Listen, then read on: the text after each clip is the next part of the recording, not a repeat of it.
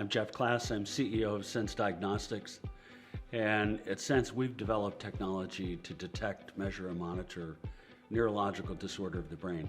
And what we have is very much a platform technology, but the first application of that technology is for stroke and traumatic brain injury patients. For stroke and traumatic brain injury patients, time matters.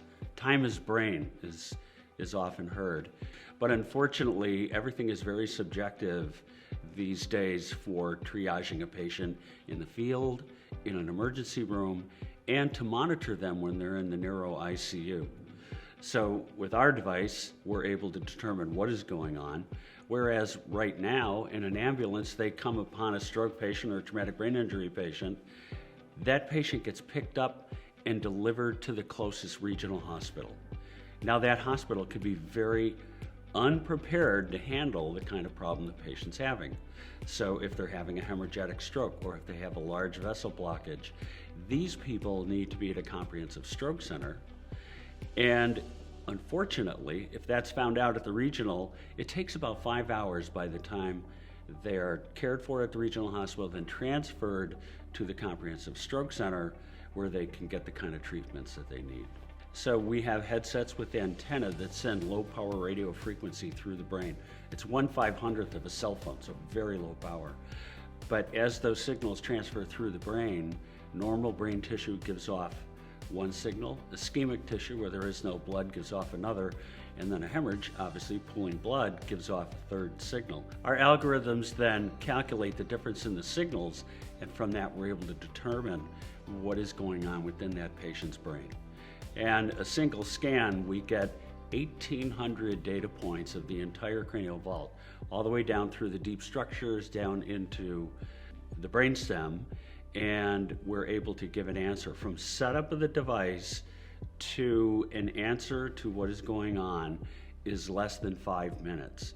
And our technology is developing quickly, and we expect to have that down in 2 minutes in very short order here. Yeah, the market opportunity for us is really, it's expansive. When we look at the United States for a triage device to handle this that we're developing, the market is about $2 billion, and that is just for the ambulance and the ER market as we look at it. We're also developing a military device. That military device, that market is probably about 200 million. And then to do ICU monitoring, that's a third area. ICU monitoring is about 200 million. But there's much greater markets outside of that. There's a tremendous need for our device in nursing homes, where falls are the biggest problem that they have, and in urgent care facilities. People don't go to an emergency room anymore. They go to urgent care facilities.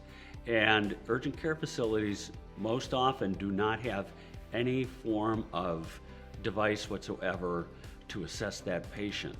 They'll send them to the closest hospital for further treatment. So we measure the all other markets as much greater than 2 billion, and that's in the United States. So we've been doing our clinical trials in India, and they've just finished up, as part of the current trial. And we'll be submitting to the India regulatory authorities at the same time we submit to the FDA. And we also have distribution and manufacturing partners in India ready to go.